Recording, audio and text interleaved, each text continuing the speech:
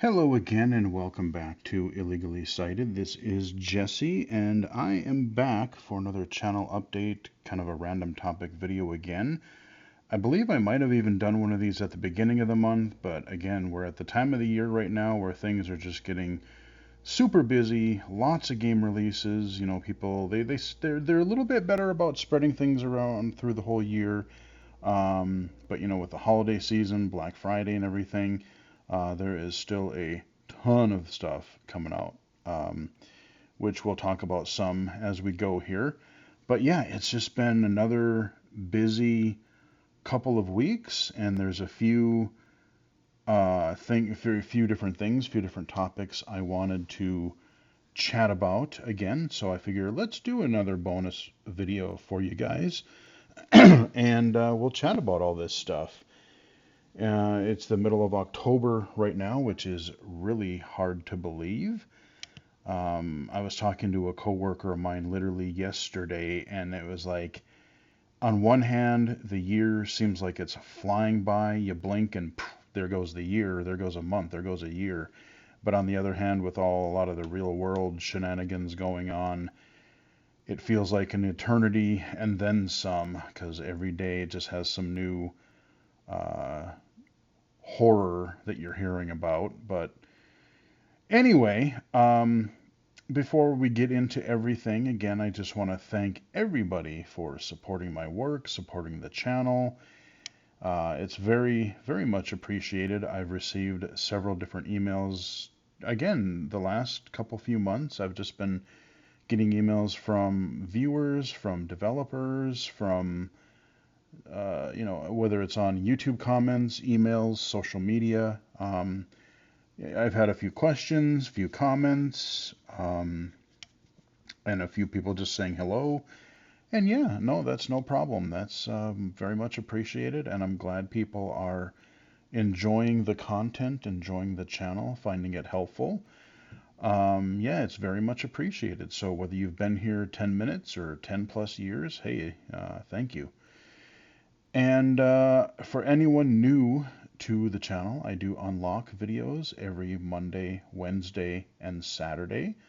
That is the current schedule. I know recently I had been doing some consideration of dropping that down to twice a week because, I try to record some videos in advance so that I have content should something happen like getting sick or technical problems, what have you. But boy, howdy, the last couple of weeks or the last month, since I said that, there has been gazillions of like Steam events and demos and game releases and early access to 1.0 releases. And so my biggest problem now is with my day job and all my other commitments and everything else, finding time to play everything, let alone record videos for everything. So yeah, I mean, we are going to stick to the Monday, Wednesday, Saturday schedule for now. And with Halloween right around the corner, we are probably going to have a few bonus videos, especially as we get toward the end of the month here. Earlier this year, I did record a full playthrough for Butcher's Creek. A really cool little game. I think I covered the demo, and then I did a spotlight video for it. But I already have the full playthrough recorded, and I'm gonna be releasing those videos leading up to Halloween. I believe there are 5 of those videos, so I figure I'll start, 5 days before Halloween, and then boom, Halloween will get the finale for that. But I've got a few other spooky games of sorts, some horror games, spotlights. I do have a horror game playthrough that I just did recently. I started it out as a spotlight video, and I figured it was going to be kind of a short game. It was a little longer than I expected it to be, but I did end up turning that spotlight video into a full Let's Play. So think of it like one of those, when I was doing streaming, I would do a couple hour stream, and that's what this one will be. So I think that's going to be Saturday's video when people have more time over the weekend. So turn down the lights, put some headphones on, and yeah, you can watch a playthrough of a pretty interesting and really sort of messed up story-based horror game this weekend. And like I said, I've got a couple other games leading up to Halloween, which also means that a lot of my other non-horror related games are going to be kind of on the backlog until early November. I've got some more demos from like FPS events, and there's another Steam Next Fest right now going on, which I don't know when the hell I'm going to find time to play some of those demos. But if there are a couple that catches my eye through social media or something, I may try and take a look at those. But again, work, and then I have a couple other projects that I'll mention here momentarily that I've been working on, and just finding time to take off for myself and relax or read or play drums or what have you. It's been busy, and that's not a bad thing. But man, sometimes I am jealous of the people who, in a way, don't have a job because they can just like sit and play video games all day. But I'm so thankful in this day and age. I am so grateful, so thankful to have a job because, we got to pay the bills. We got to pay the bills. And as I've said many a time, we should be working too. Blind people, low vision people, we need to work too. But yes, Monday, Wednesday, Saturday, to make a long story short, that is the release schedule for now, and I'm not going to change it as of right now. Everything is divided into playlists, so hopefully you'll find something that you like. I've got everything from low vision spotlight game videos, games I play visually, games that are playable by totally blind. Those are my accessible game spotlight playlists.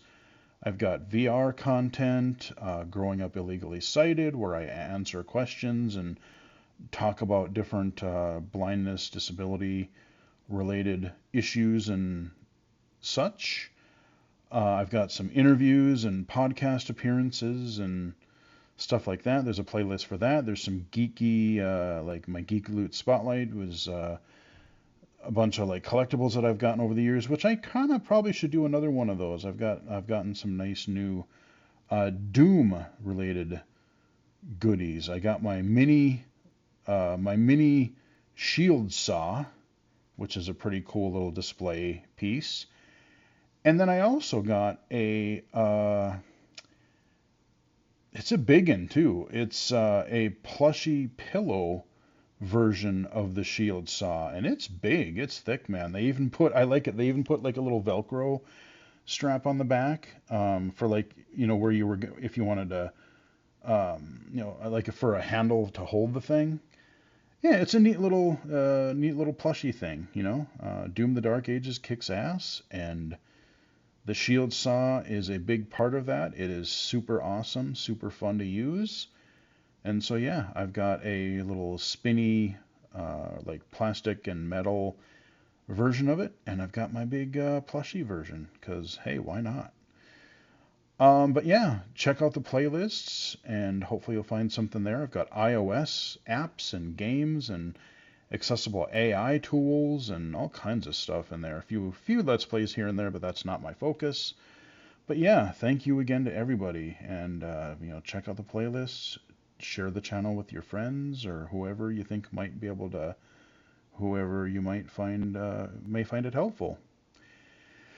So channel updates, and other projects, channel and other project updates. As I said, there are so damn many games coming out. We've gotten games that are in early access that are hitting 1.0. There's been a few of those recently, especially under the retro FPS thing. There's games that I wanted to check out there.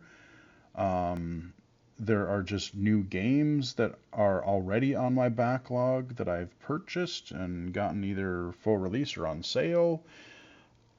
So there's a lot of games there. And then within the, like, between now and the end of October, I don't even know how many games are coming out, but there are a ton of them. I like my Steam wish list alone.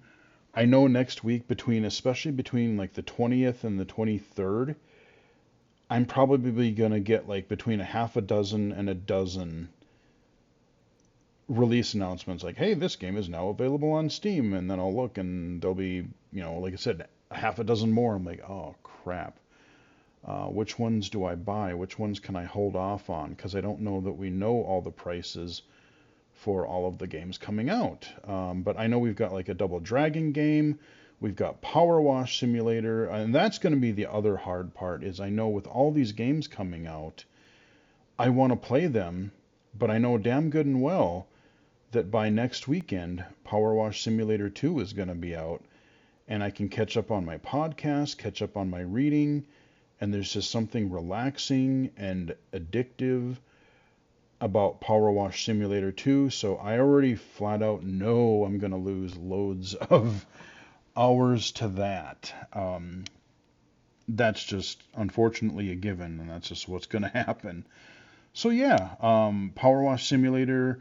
I know we've got a couple of retro FPS games. Darkenstein 3D is coming out, which is actually, if you're into retro FPS games, wishlist Darkenstein 3D because it is going to be a free game. You don't even have to pay anything for it, which frankly, I'm kind of baffled by that. I'm really surprised by that because I've played and I've covered the demo of it and it's pretty dang solid. Like it's, kind of a tongue-in-cheek, kind of almost like a dark parody of Wolfenstein. You play this like hobo guy or whatever, and I can't remember. It's like they take his dog or kill his dog or something. I don't remember, but it's kind of like somewhere between Wolfenstein 3D and Return to Castle Wolfenstein with some of the presentation style, but like the levels are.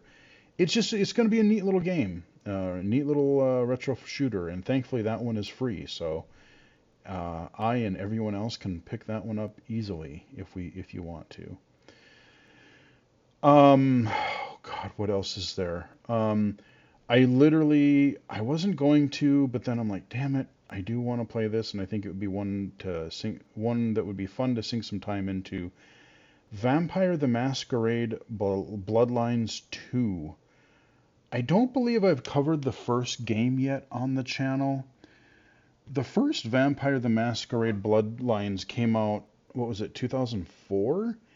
It was literally like a week before Half-Life 2 came out. And it was kind of interesting because it literally was the first game to be released using the the Half-Life 2, the Half-Life Source engine before Half-Life 2 came out.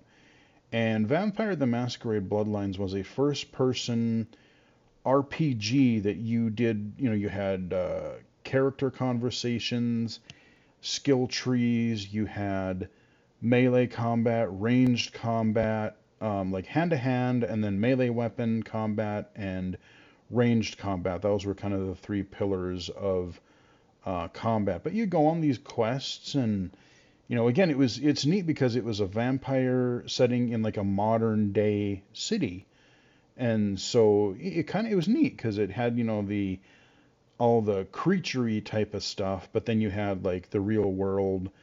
You were going through like office buildings, apartments. There was a haunted house level in the beginning that was pretty cool.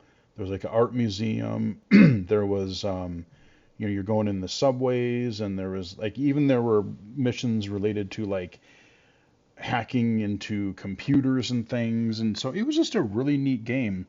The problem was I was so broke at the time that my computer could barely run the thing. I didn't have a good video card, and so it ran it, and the beginning parts it did okay, but as the game ramped up, you would fight more enemies, and some of the environments were bigger and more open. I literally had to put God mode on to finish the game, not because I necessarily wanted to, but because it was so choppy and framey that like I wanted to see through the end of the story. And like it was just very unplayable. I just didn't have the video card to handle it properly, because I was so dang poor at the time. And again, this was before YouTube. You couldn't just go up and look up a walkthrough, a playthrough of it. So yeah, Vampire the Masquerade Bloodlines. The sequel, I'm very curious to see how it's going to turn out. I've seen a couple of reviews so far that there are things that I think that I'm going to like about it. There are things that I'm going to be a little bit annoyed about, but I'm genuinely curious. And everyone says the story and the voice acting and everything is supposed to be really good. And so that comes out on the 21st. Ay caramba. Like I said, I can't even remember. I know there's at least like the 21st and the 23rd alone, I think, is going to kill my wallet. Because again, it's really interesting because, there's been a fair bit of discussion I've been seeing online and on social media lately where people are talking about, reviews and game releases and people getting review copies and things. And boy, I wish I were one of these people that just constantly got these codes for free, because it would save me a hell of a lot of money. Trust me, it would. And like I said, I'm very much appreciative to the developers who have reached out with codes for different things over the past several years. That is very much helpful, very much appreciated. But boy, yeah, again, the vast majority, 98% of what I cover on this channel, I may pick it up on sales, but I buy it myself. I don't have, like, there are press accounts. Like, if you're a big enough muckety muck where you get some sort of a press account, you can literally get a Steam account that, like, you don't really have to buy anything, to my understanding. Like, you just like, this game is out, let me just right click and install it. Like, you literally just almost get like a free skeleton key to Steam, and you can just download and play whatever the hell you want. Like, that's the dream, man. That would be amazing. But no, I mean, I buy everything, or almost everything. And then on top of that, we're going to talk a little bit about Xbox later, because they're still doing weird Xboxy things. I know we talked about it the last couple of times. They're doing some not so great things. But, Game Pass being what it is, and with the recent price hike, I think that was announced right after I recorded my last channel update video, so I didn't get to talk about that. I know we talked about the price hike of the consoles and everything, but I think literally a day or two after that, they announced a price hike for Xbox. We'll get into more of that in a minute, but with that, a lot of people, myself included, were thinking about, well, God, by the time you spend, if you get Game Pass Ultimate, you're paying like $360 a year. That's a lot of money. Now, granted, if you play and download a lot of different games over the year, it still may be worth, especially if you do play a lot of AAA games, it may still be worth doing, because you get the day one stuff for free as long as you're subscribed. But, if you played a lot of just indie games, or you don't download or play that many through Game Pass, you're blowing a lot of money. And so I think what is probably going to happen for me going forward is I'm going to hold on to it for maybe the next couple of months, because November alone, I figured it's going to be worth it to pay $30, because we've got Ninja Gaiden 4. That's a full price game. $60, $70, I forget which. And then we have The Outer Worlds 2, which I very much want to play as well.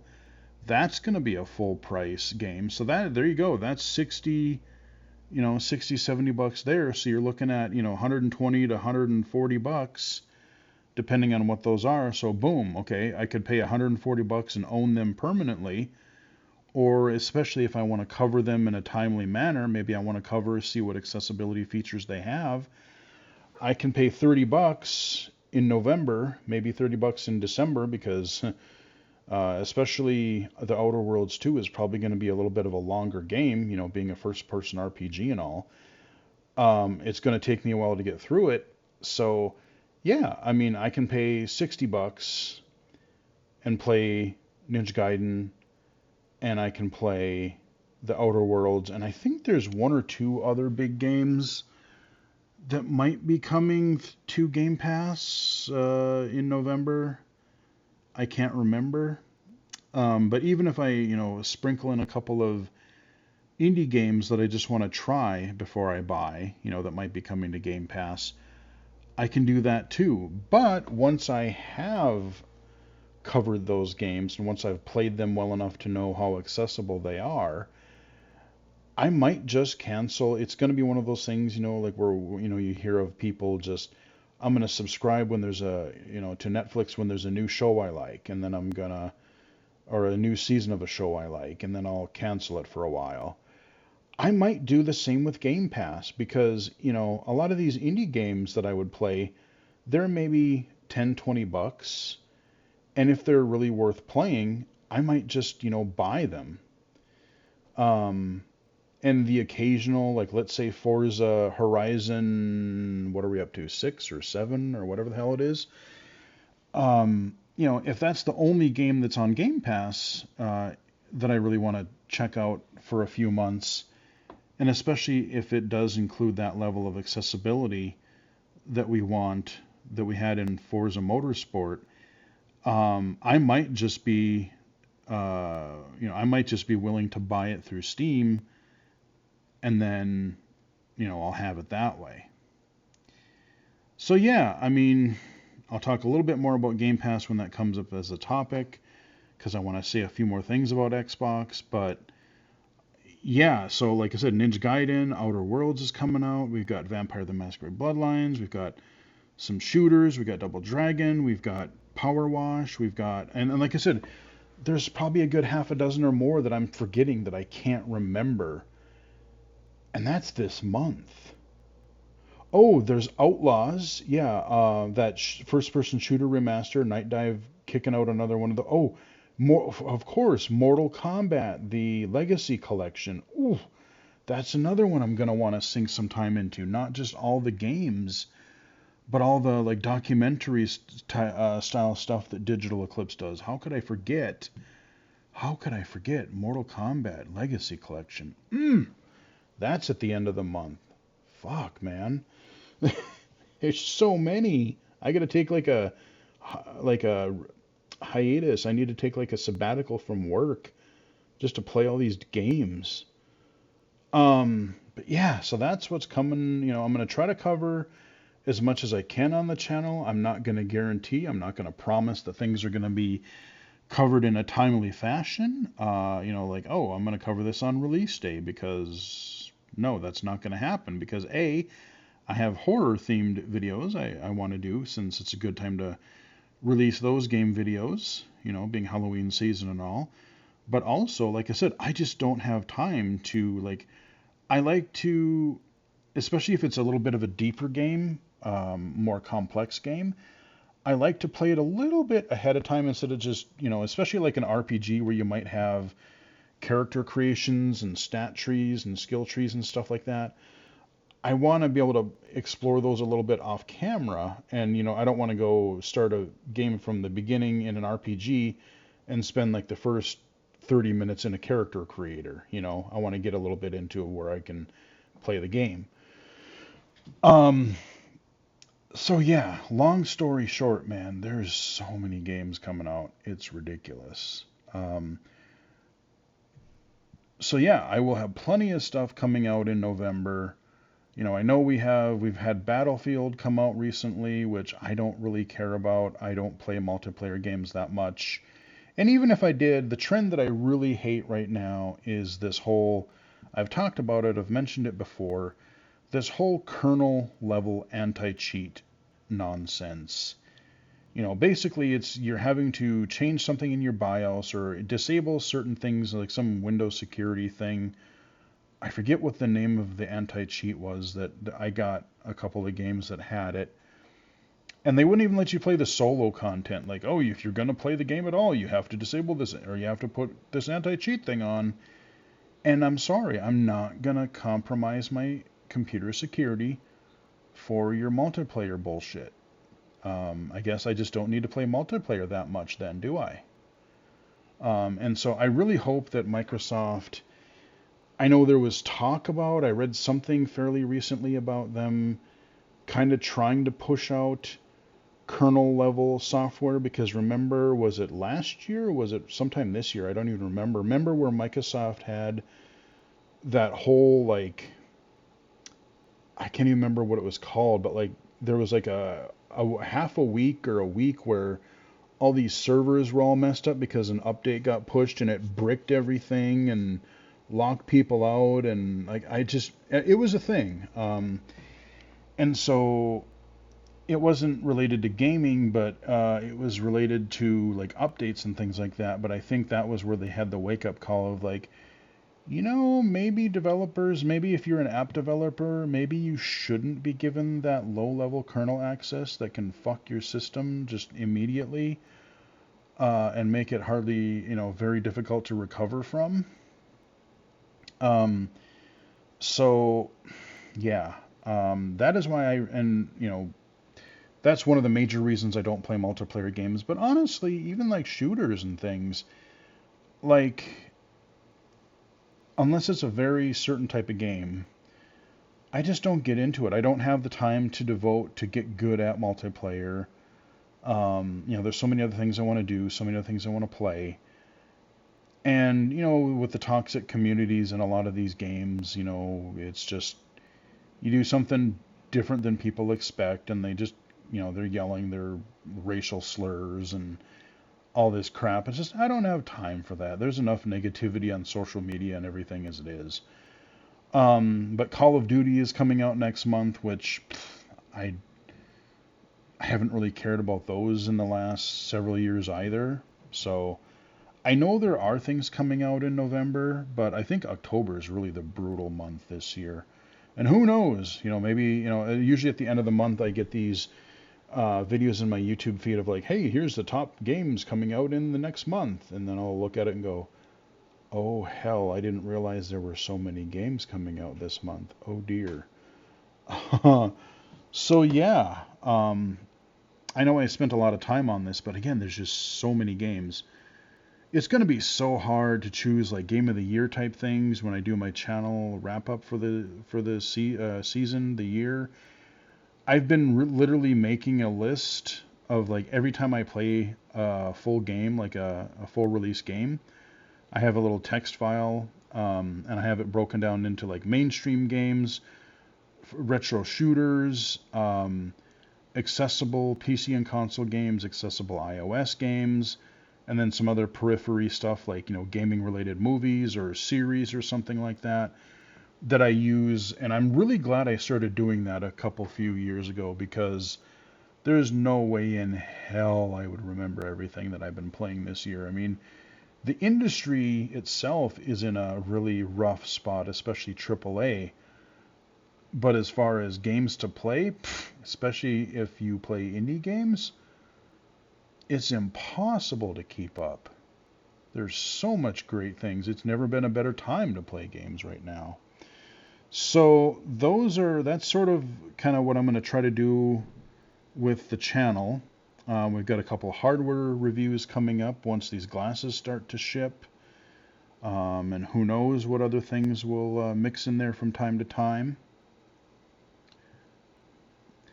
And I do want to remind people of a couple of other projects. I think I was able to mention these in my previous update video, but we had a panel presentation at the ACB convention this summer.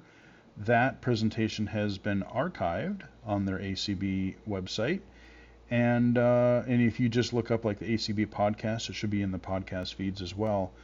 But we had a session dedicated to audio description in games, because the ADP group, Audio Description Project of ACB, now has a gaming subcommittee, which I have been on for the past several months. The website is getting ready to be launched. It's not quite out there yet, but I will share those links in my social media and probably future channel update videos in the descriptions when they are. But yeah, so we're trying to basically move ahead audio description in the gaming industry, not just for games themselves, but for game events. We get audio described trailers, audio described game events like Nintendo Directs or State of Plays or whatever Spotlight series, whatever it is, Game Awards, whatever it happens to be. And then just along with that, just kind of promoting games as they are accessible to blind and low vision players. So we've got that. And then, again, if you missed it, we started up a quarterly or so AppleViz podcast.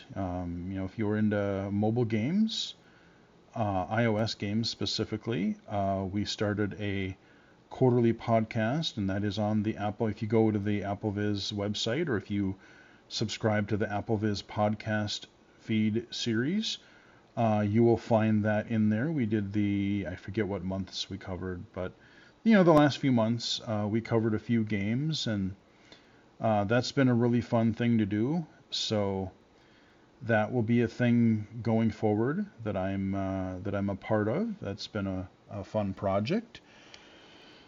And I swear Toby Doom 9.0 is coming. I know I did a video. It's been a couple months, but again, life is, when you're a tiny developer, you got one or two, maybe three people working on something. Mr. Alan D1 and Predoa, and shout out to the team. It is coming hopefully very soon, and I will do probably a shorter follow-up video to the one I did for 9.0, just to let people know that it is out there, and a few other features and tweaks they've even added since my last video. So it is coming, so stay tuned for that. Interestingly, I'm curious to see how things are going to be moving forward, because this wasn't on my original outline of topics to talk about on my video, but I do want to briefly mention it here because I don't know if and how it is going to affect the Toby accessibility mod. So recently, I've been seeing a few posts on my social media, on Twitter, that are talking about there's been some shenanigans going on with the GZ Doom team. And the GZ Doom mod is kind of the blanket mod that a lot of these other mods use. It's like a source port mod. Basically, it's an enhanced version of the original Doom games, the original id games. And then people, whether it's the Toby mod or Brutal Doom or any number of these, there's literally even full games like Sulaco that are based on GZ Doom. And so recently there's been a little bit of hubbub about one of the GZ Doom mod developers tried to sneak a little bit of AI code in there, because everyone's trying to do the AI thing, and people were not having it. I don't know if it broke anything or whatever, but we don't want AI jank, AI slop. It's just it's a Doom mod. Make Doom run well. Make it support other neat features and tools, but do we really need AI? And so apparently there's now this other split. Some of the people that have been working on GZ Doom for a long time have now decided to fork or split the mod into another one called UZ Doom. I have not checked that out yet, but so yeah, some of the developers have apparently moved on to this UZ Doom instead of GZ Doom. I don't know which one is going to be more popular. I don't know, to what extent each one of these is going to be heavily supported. I don't know as we branch off to UZ Doom, is it going to have the same features, or is GZ Doom going to break features? So, for things like the Toby Doom mod, will it one day use UZ Doom instead of GZ Doom? I have no idea. But that's just something potentially that we may have to keep an eye on moving forward. But I mean, the nice thing is the way that GZ or the way that Toby mod is packaged right now.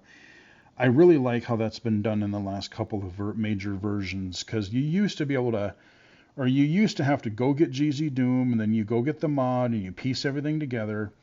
And now everything is just like, oh, okay, here is the GZ Doom mod packaged right in with the Toby mod, and everything is set up. You literally unzip it, you paste in your WAD files into the folder, and you run your batch files. Play Toby Doom, play Toby Heretic, play Classic Doom, play Classic Hexen.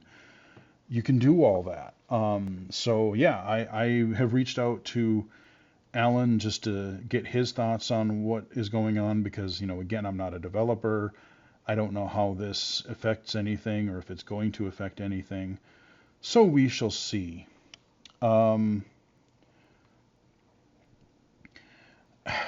As if I haven't been working on enough projects, um, I'm always trying new things, just messing around, whether it's podcasts or different types of videos or whatever it happens to be.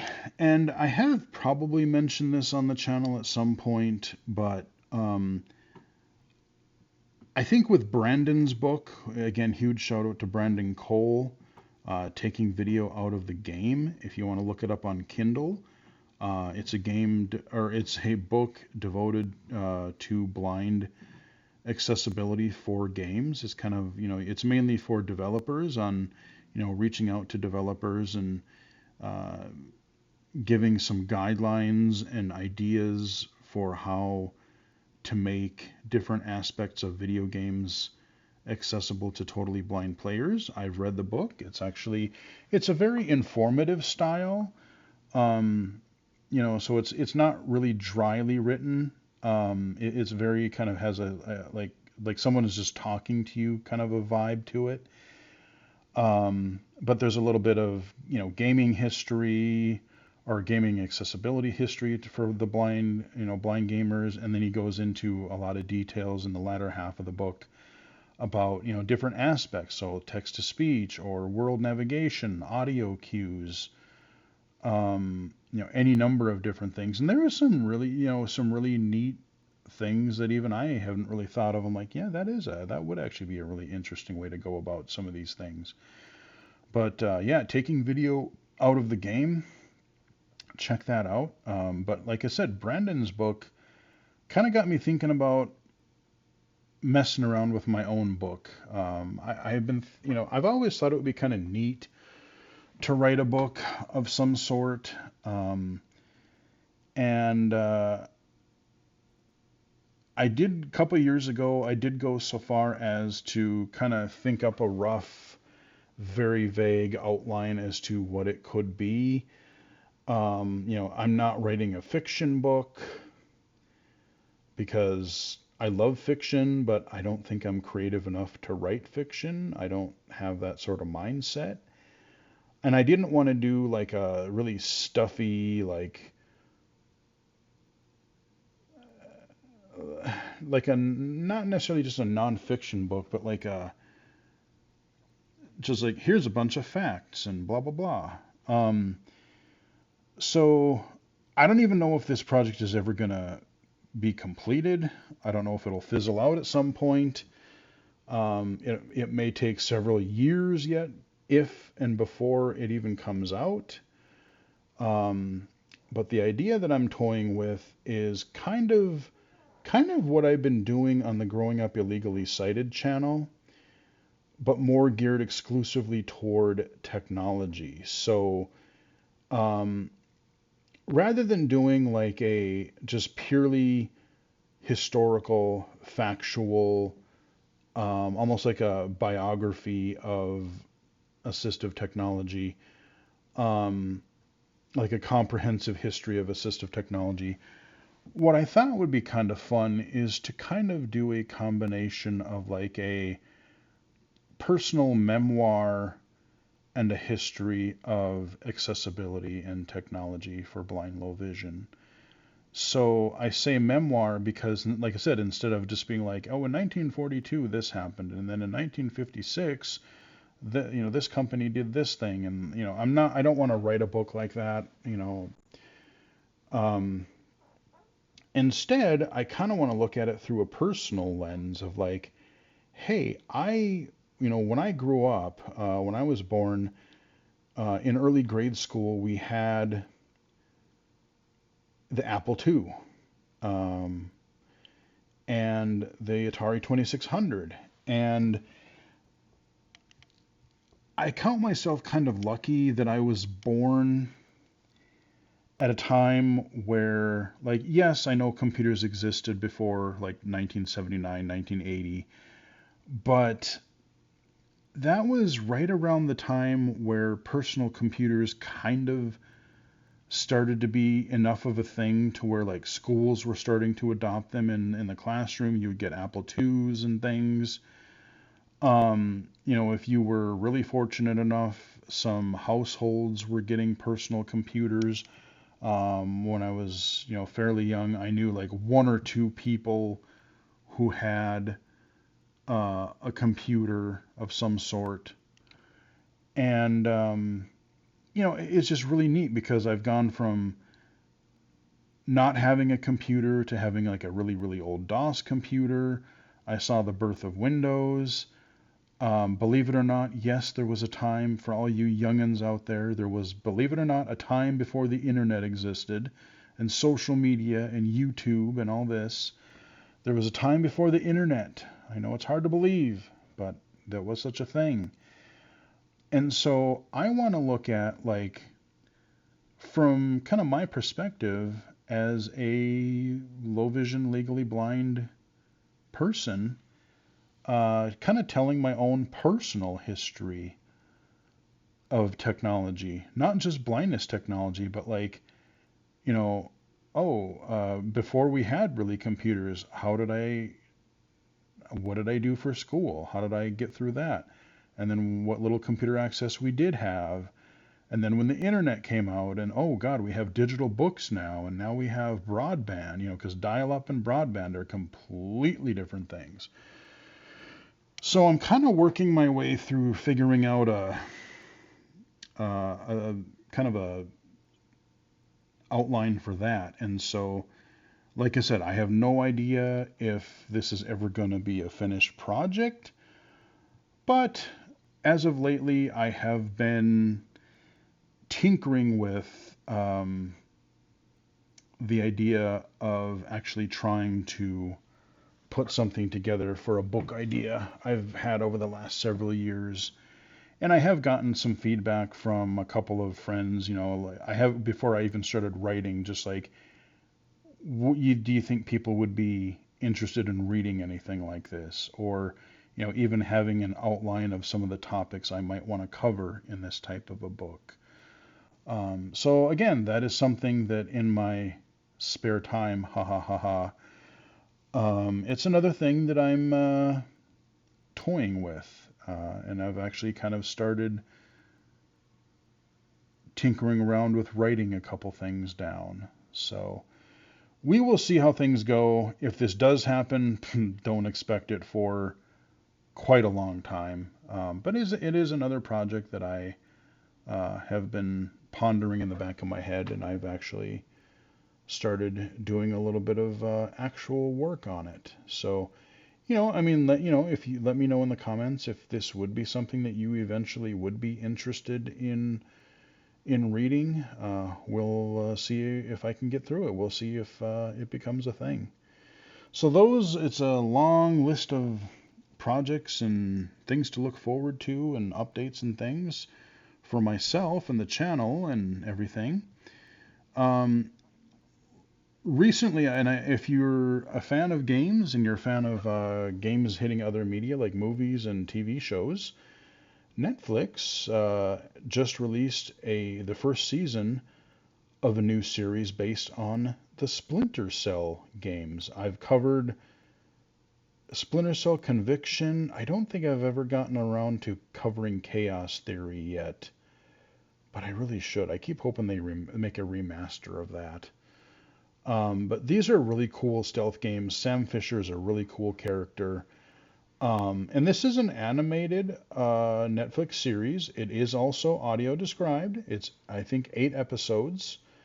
And it's pretty good. I know some loyalists are whining and complaining and, oh my God, God forbid, there's a side character to Sam Fisher and she's black. It's a black woman.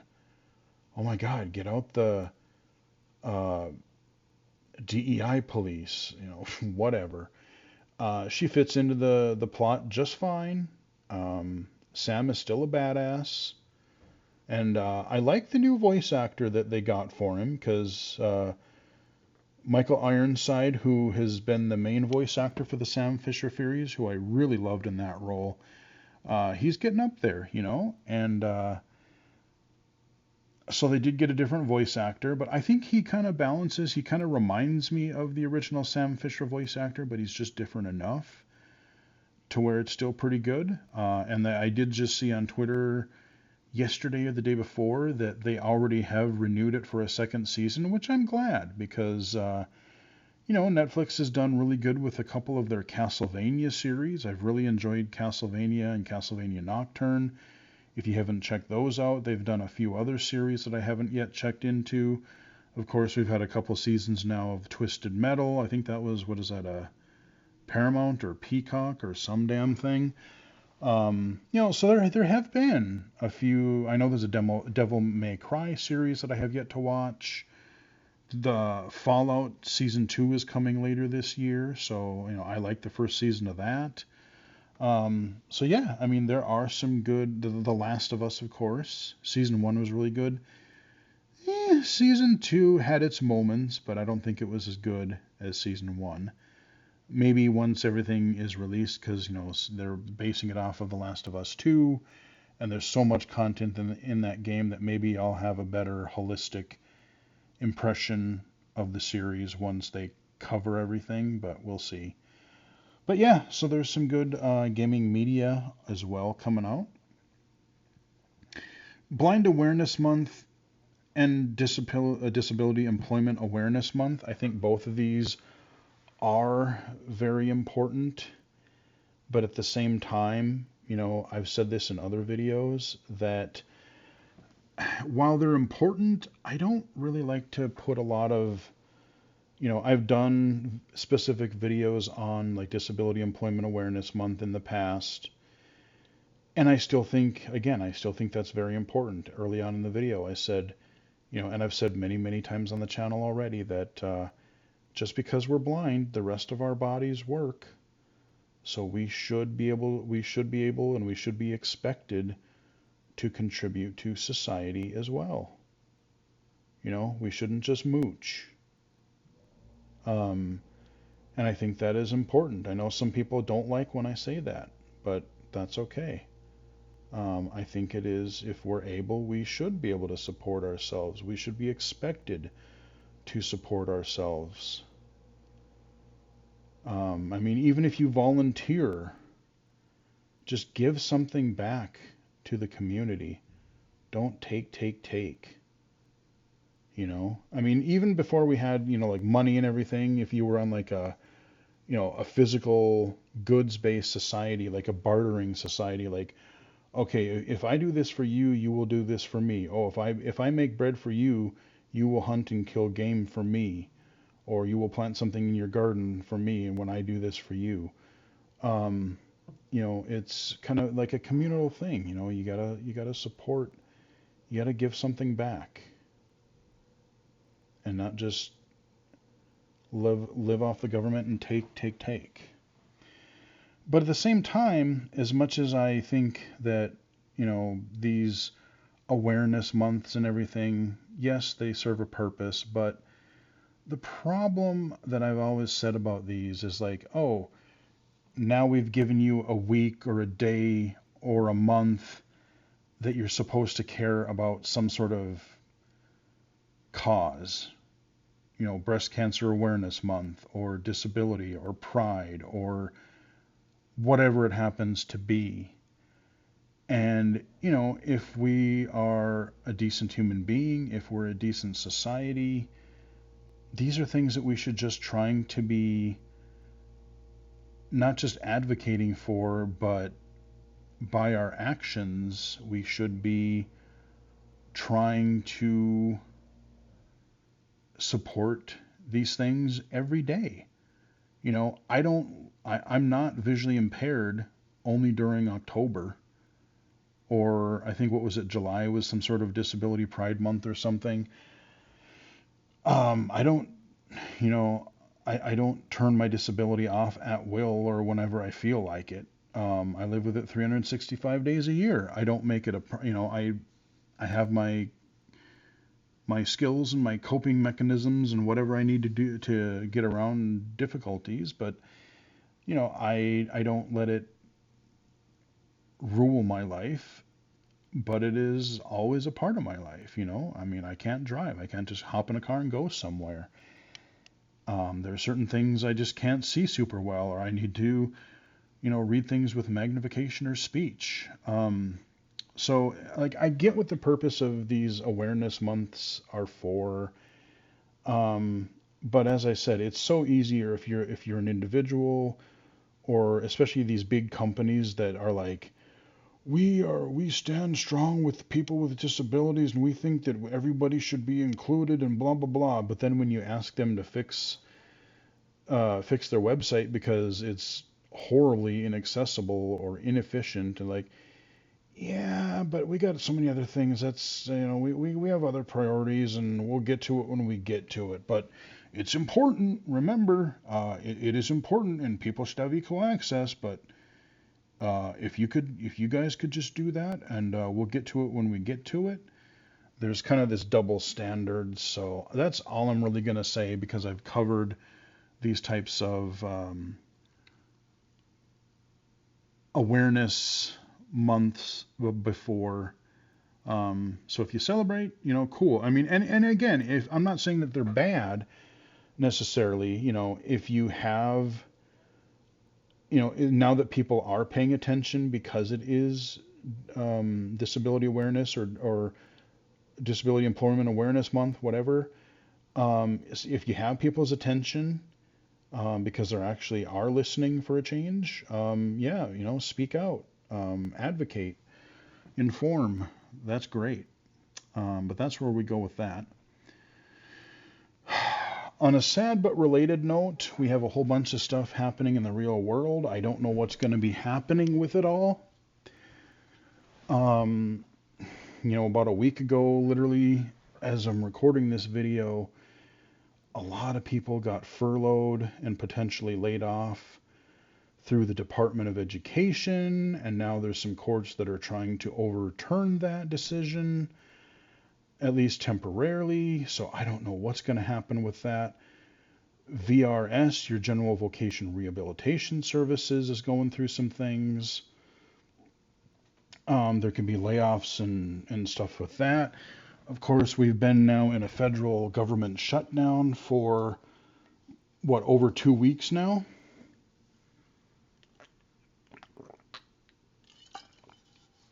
And the House of Representatives have been out for damn near a month, because rather than do their jobs, both sides are not compromising. One side won't even show up. I've so had it, especially with our federal government. I mean, our state has issues too. Every state does, but boy, let me tell you, like, next spring is gonna suck, because I've been talking with my friends. I'm like, do I really have to pay taxes? Do I really have to pay federal taxes next year? I don't want to pay these scumbags any money. Like, if I knew that it was going to something, like, I don't oppose taxes necessarily. We need roads, we need clean water, we need the things that we need. We need infrastructure, we need all these things. Um, but the way that they're just not only pissing away money, but just actively going against, God forbid, anything that might help somebody, um, is disgusting.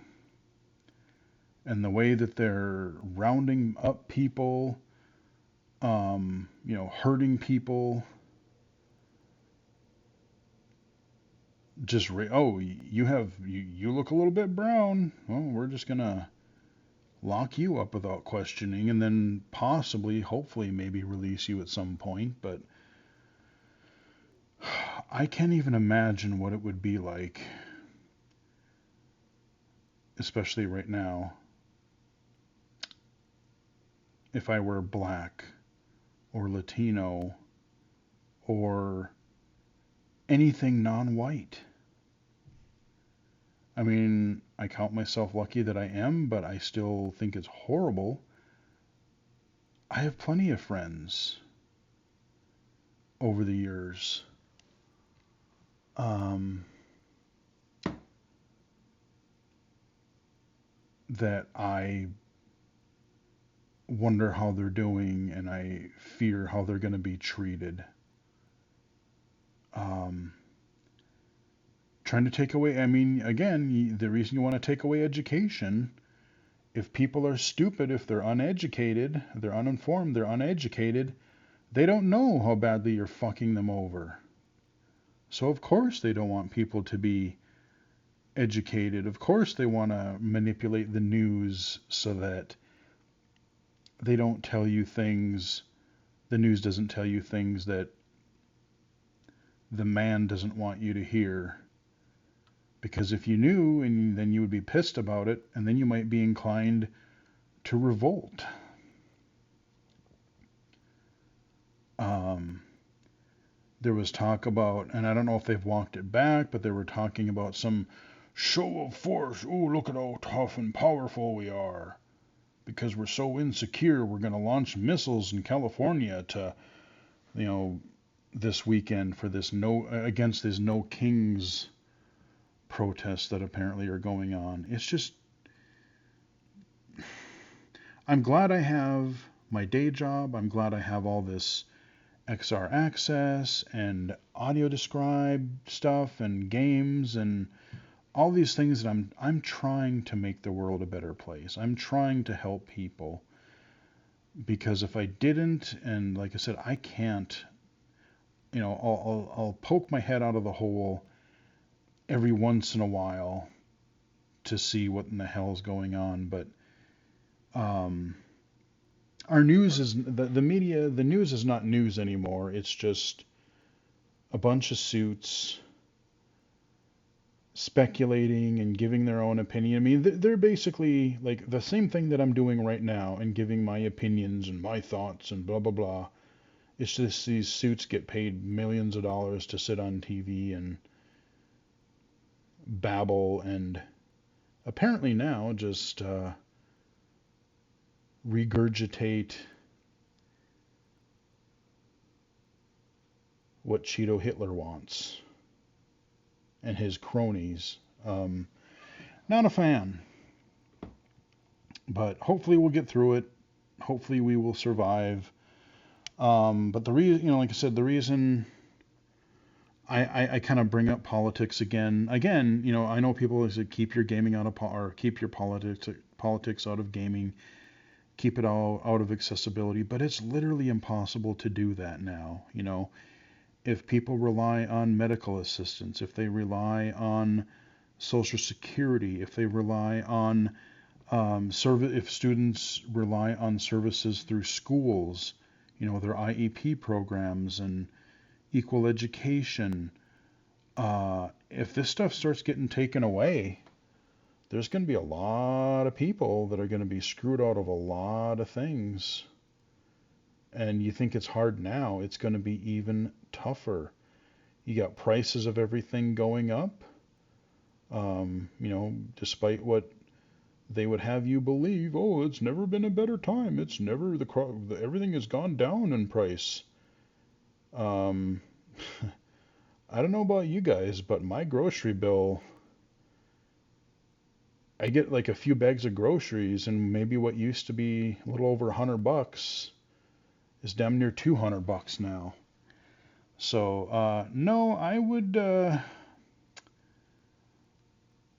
would disagree on that. So, um, it's very frustrating. That's all I'm gonna say. Another topic I want to briefly touch on is Windows 10. We are actually at the official end of life for Windows 10, which is kind of sad because Windows 10 was actually not that bad. They really started to clean things up in Windows Magnifier. They started doing a little bit more with Narrator, and it just ran overall pretty well. And the thing that I find that most frustrating, I don't mind Windows 11. Yes, there are things that are annoying about it. I absolutely hate the fact that they're taking away all these ways of making it so you have to have a Microsoft account. When you get a new machine, you cannot just create a local account. I mean, this isn't so bad if you are, you know, if you are starting a machine for yourself. But in my job where I work, we set up machines for other people all the time. And so having to create them a Microsoft account or figure out how to do to get into a Windows machine for them has made it a lot more of a pain in the ass. I hate that. I hate requiring a Microsoft account. It's dumb. But the other thing that I hate about going from Windows 10 to Windows 11, especially with like resources wise, I don't really think for the most part, if your machine could run Windows 10, it should pretty much be able to run Windows 11, specs wise, processor, RAM, video card. But there's this little thing called this TPM chip that recent computers have started implementing several years ago. And like my old computer that I had that I was using for the longest time before I got this desktop rig in 2023. Yes, there are some hardware issues with it. I think either my video card or some fan is going to crap in it, as I've talked about before. But aside from, it's a Core i7 processor. It has 16 gigs of RAM. It's got an older video card, but it would work. It should run Windows 11 perfectly fine, but it literally can't because it does not have the security chip that Microsoft is requiring Windows 11 PCs to have. Because, you can go to the store and you can buy a modern Windows PC that still has a Core i7. It'd be a little bit newer generation, but it would be a Core i7. It would be 16 gigs of RAM. That's very common. Hell, we still get computers for some of our customers in my day job that are 16 gigs of RAM, Core i7. But the fact that I have, many people have these computers that are perfectly capable hardware-wise of running Windows 11, but because they don't have this, it was built or purchased before these chips were standard, you're pretty much SOL. Like you can't, even though the specs-wise you should be able to support it, you can't run Windows 11. And I think that's where Microsoft really kind of screws up. I get that you want to have the extra level of security. I get that. But I mean, I would say I would still allow, if it were me, I would allow computers, as long as the specs meet the minimum requirements, let computers that were capable of running Windows 10 also run Windows 11. And then maybe you have like a separate line item in your system information. When you look at the specs on your computer, say enhanced for Windows 11 or something like that to indicate, yes, I have this TPM chip, I have this extra level of security, so yes, it'll be better for you in some ways, be it security or what have you. Um, but this is a weird generational switch because it's not necessarily just on, oh, your computer just doesn't have the specs to run this new operating system anymore. It's, no, we have this one arbitrary feature that if your motherboard doesn't have it, you're screwed. So that's what I don't like about this whole end of life to Windows 10 business. And while we're here, we may as well talk about the other Microsoft stuff. We may as well talk about Xbox.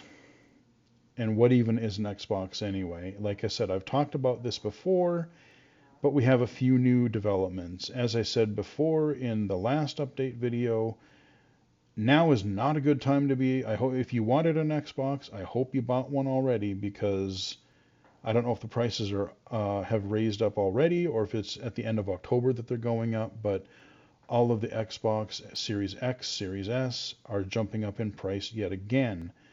And on top of that, they're restructuring all of their Game Pass tiers. And if you want day one, one of their big selling points to a lot of the Game Pass stuff was that you could get day one releases, first party day one releases. Oh, you want to play Gears of War, that remake? You want to play Forza? You want to play Ninja Gaiden? You want to play Halo or any number of other big games? Yeah, get Game Pass. You just download it, boom, and you can play it or you can stream it, whatever you want to do.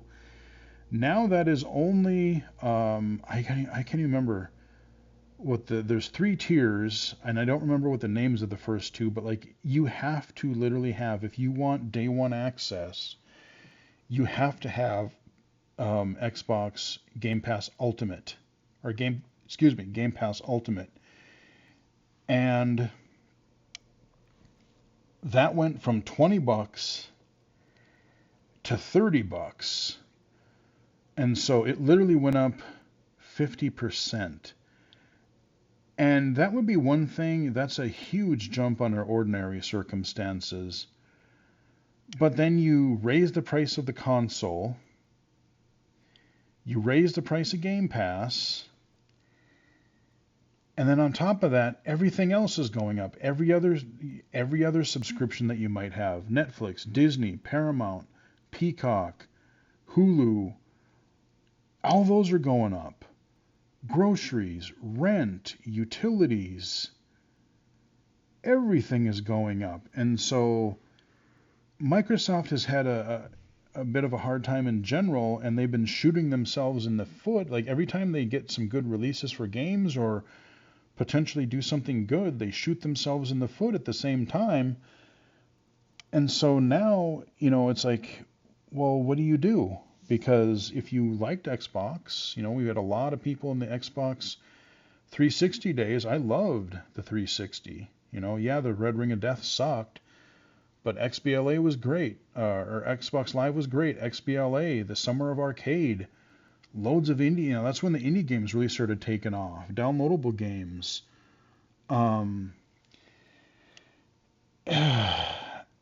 And again, I don't want to go through all this Xbox stuff again, especially since this video is going super long again as it is.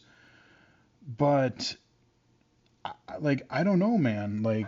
I like what Microsoft has been, they've been trying to advocate for accessibility.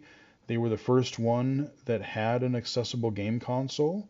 I remember when the Xbox One had narrator on the entire dashboard, and it was done a little bit more thoroughly than the PlayStation 4. Yes, the PlayStation 4 eventually did have it too, but remember the big problem with that console was that you would get the menu narration on the main menus, and then you would go into a submenu, text-to-speech is unavailable here.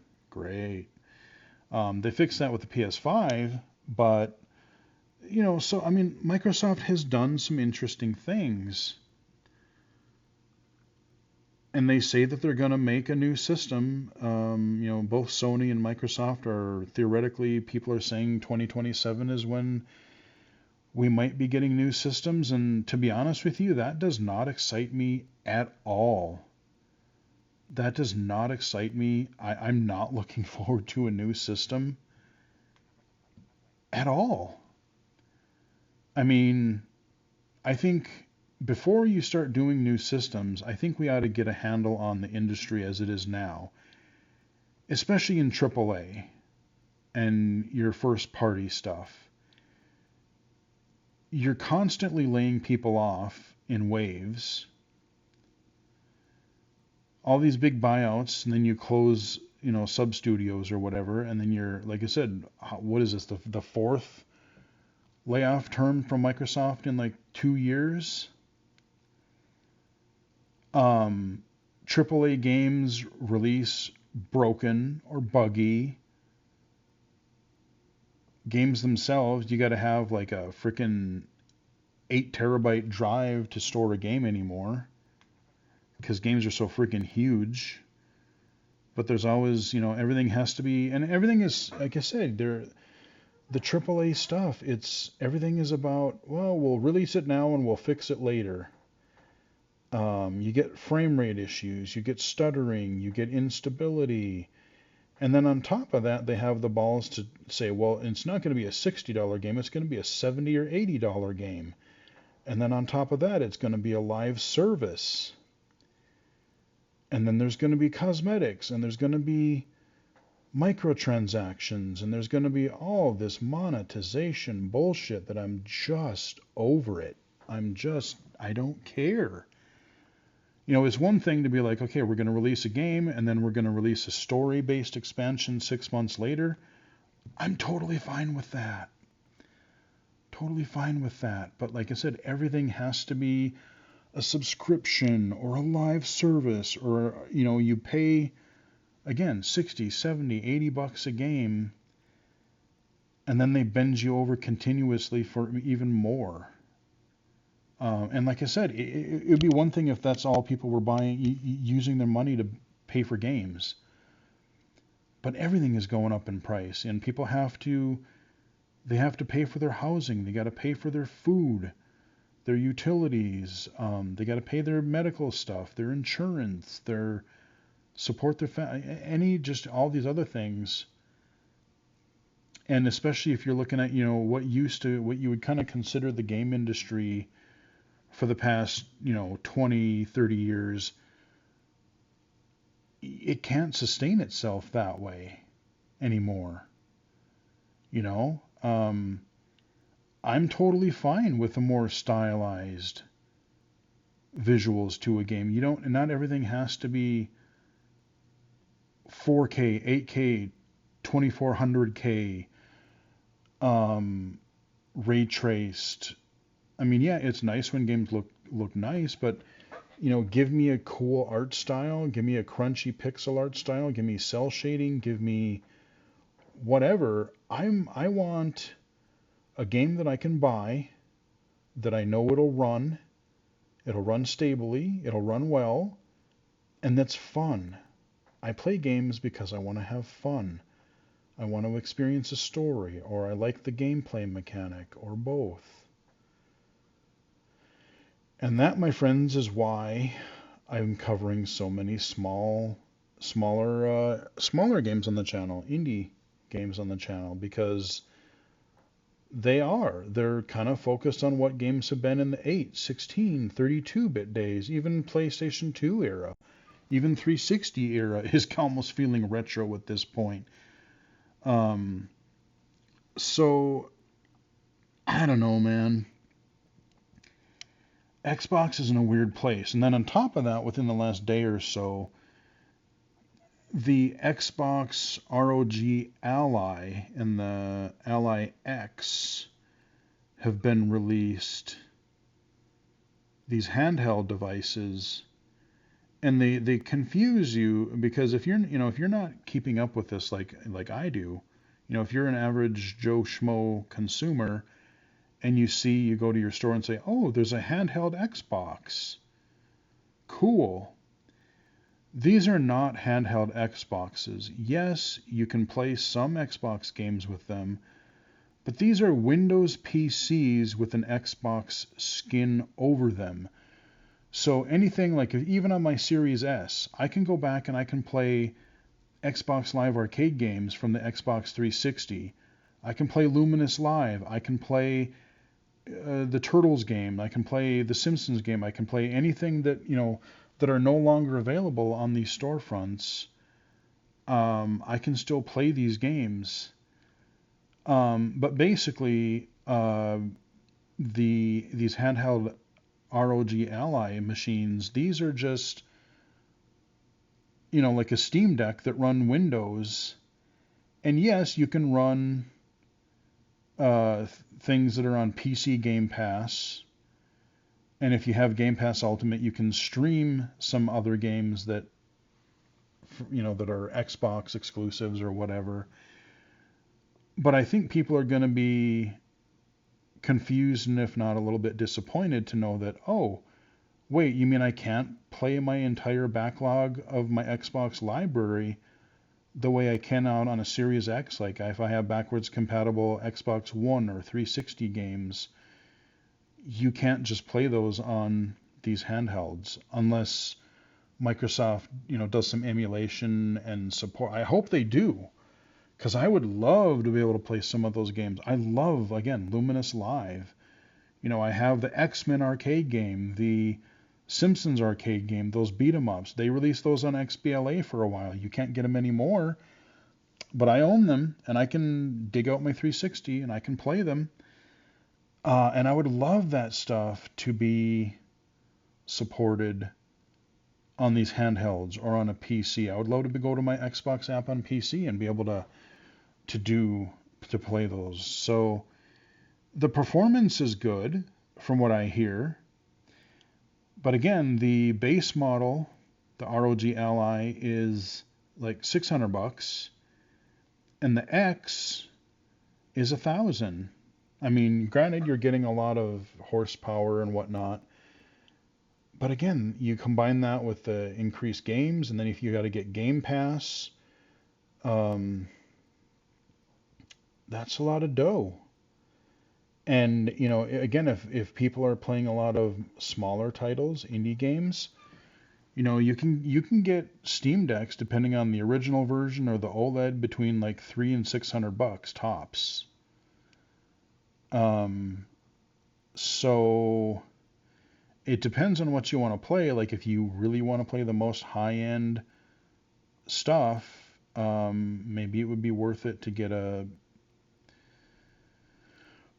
this Xbox ROG Ally X version, but like I said, I'm not really all that interested. I mean, I would love to play with one. If Xbox were to send me a review unit, I would totally play with it, and I would totally evaluate its accessibility.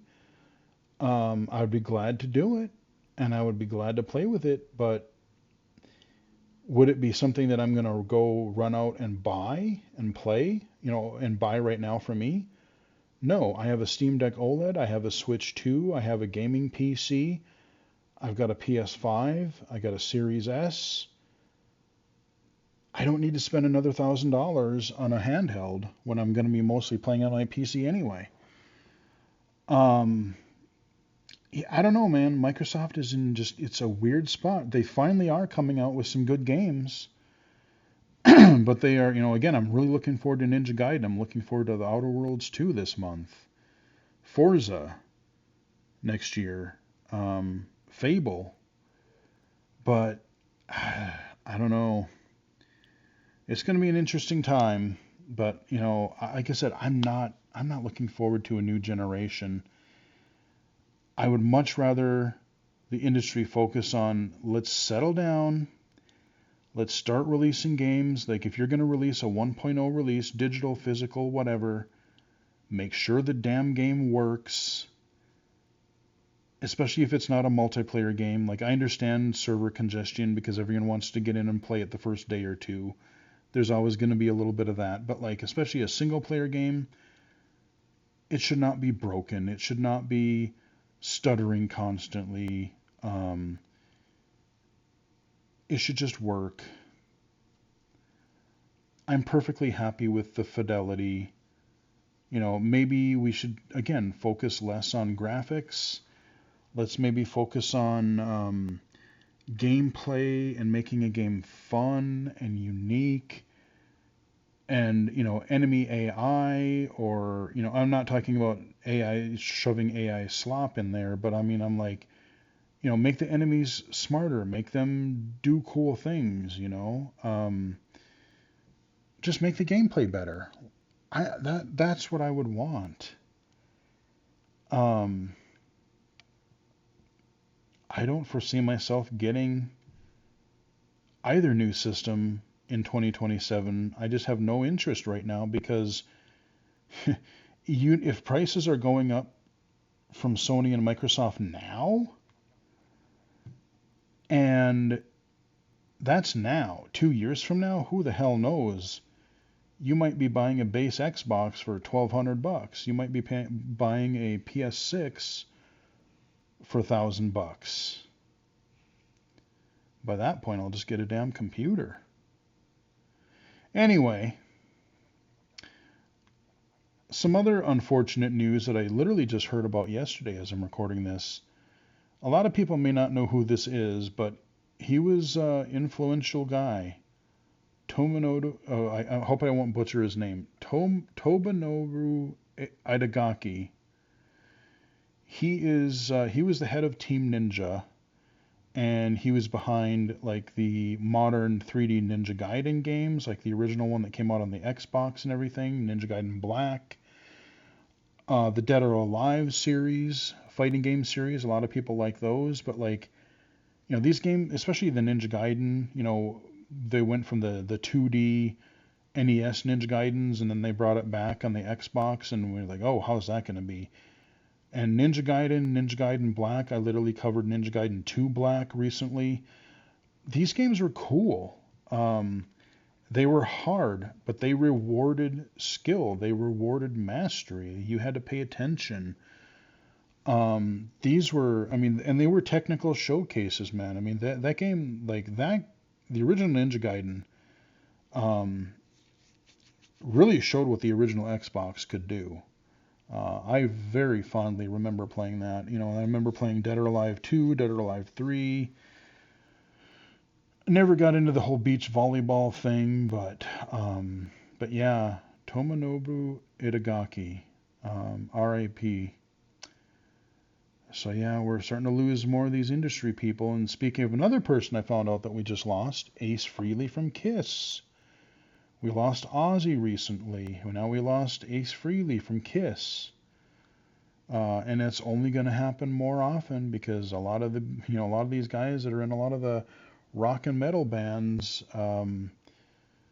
they're getting up there. I mean, I'm in my mid 40s for God's sake. So, it's gonna suck, man. That's why I'm glad I got to go see some of those bands when I did before they quit touring, before they quit playing, because they're not going to be around forever. And that's again when people still played musical instruments. Like I said, a lot of music nowadays is drum sound or music samples and electronic, and like people don't even play their own instruments anymore. I want to go to a concert. I want to see people actually singing. I don't want to see lip syncing. I want to see musicians actually playing musical instruments, God forbid. But yeah, it's only going to be, we're only going to start losing more. But yeah, Ace Frehley and Itagaki, yeah.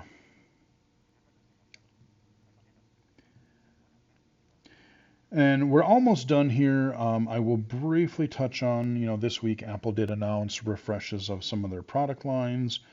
We have new iPads or iPad Pros. We got the M5 chips in them. We have there's a new MacBook Pro that has an A5 chip in it, and then they have the Apple Vision Pro Series 2, same price, but they now move from an M2 to an M5 chip. And I guess they've added a better headband. It's instead of a single band going around the back of your head, they're having a dual band setup where like it goes around your head and then a connecting band from the headset over the top of your head, which is what I think they should have done to begin with, because even Oculus did that right from the beginning. You know, the Rift, the Quest, they've all had those dual band, you know, because it helps support your head. But yeah, I mean, Apple, I don't really have any desire to get any of the new stuff because A, I don't really use the Mac. Um, I would love to play with an Apple Vision Pro, but again, am I going to pay $3,500 for it? And I don't know really how much content they have. You know, you can watch some movies and stuff with it. They have a few apps and games, but like I don't know how much there really is to do on it. So again, I wish they would, even if they kept the price, or if they now they can, if they didn't, what I'd love to see them do is I wish they had a version of this new Vision Pro that would have the new strap, but it would get rid of that front glass piece, that stupid, I forget what they even call it, but where it shows the person's eyeballs on the outside of the headset. That's dumb. It looks dumb. It adds extra weight to the headset, making it heavier. You could save price because you don't have to have that external screen facing outward. And so you could lower the price a bit, and you could still keep the core, you know, the core specs of everything. But who knows? I still have an M1 iPad Pro, and you know, again with the monetization of mobile games, everything has timers and you know, all these premium currencies that I don't play mobile games anymore because there's all that crap in them. So the rare case that I do, the rare cases that I like, there's a couple games that I will play that I've had on my system forever, but I haven't even kept up on. You know, you notice that I haven't really even done a lot of iOS low vision spotlights anymore because there haven't really been any that I've heard about or that that I've paid much attention to. Um, so for now, my M1 iPad works fine. Um, you know, if there's another reason, if it dies or something, and I still want to have an iPad, you know, I'll get one maybe eventually. But you know, other than I bought iPads for my parents last year for Christmas, I really don't need one. Now, I don't know what extent this is going to be, but we're back to Microsoft again. And yesterday, Microsoft announced this whole Copilot initiative. And I guess they're starting to roll out some major new Windows update to people like right around now. And they're trying to integrate Copilot. Remember, we had this thing a few months ago where you have to have this special specs or something, these Copilot PCs. And they had, I don't know what chips they had to have in them or whatever. But now they say that they're trying to roll out this Copilot to every Windows 11 user, and the search box in your start menu is going to be switched over to some Copilot thingy, and they're really trying to focus on, well, you can talk faster than you can type for most people, so talk to your PC, and then there's, you know, that thing that they were talking about, like Copilot actions, where it can take actions for you. You can try to tell it to do something, and you know, it's supposed to actually do things on websites or programs for you, which maybe not. I don't know. I'm kind of skeptical as to how well something like this might work, but I don't know. And then there's that, I don't remember what they called it, what name they gave it, but like where it can monitor what you're doing, and then you can kind of chat with it, and like it can kind of help you through tasks. And on one hand, yes, there are privacy and security things, and it can be a little bit creepy. But a small part of me is still really curious about this because, again, as an accessibility feature, especially for blind low vision, that could be really neat. If I could just I don't know how much resources something like that is going to take up running in the background, if it's going to be a resource hog, but potentially, um, could I have this AI running in the background and then I have my headset on? Could I be in a game and just talk to it and ask it, hey, what item do I have selected? What is this? I'm hovering over the skill tree item. What can you read to me what this skill says? Where magnifier, you got the skill, you got the little tree on the left and then the description on the right, or the top and bottom, whatever, where magnifier can't view both places at once. There is some low vision and blind accessibility potential for that kind of a thing, but resources wise, I don't know how much that's going to take and if it's going to, how well it's going to work. If these things start to get rolled out and it does come to my PC, I may take a look at it at some point, and depending on if and what type of functionality or what kind of assistance it could offer as a low vision or blind user, I may try to cover some of that on the channel in the future, but I don't know. I didn't really see a presentation. I just read a couple articles about it yesterday. So I am sort of curious, but yet I'm still pretty skeptical about it. But, whew, yeah, God, so many things happening right now. Finally, again, I mentioned it earlier in the video, but I'm starting to get these notifications that these glasses might be shipping soon. The EchoVision glasses and the Ally Solos glasses. I think one of them is starting to ship next week, theoretically. And the other one might be shipping at least toward the end of the month. So the EchoVision glasses, what I found out is sort of interesting, is they have this, what are they even, pioneers.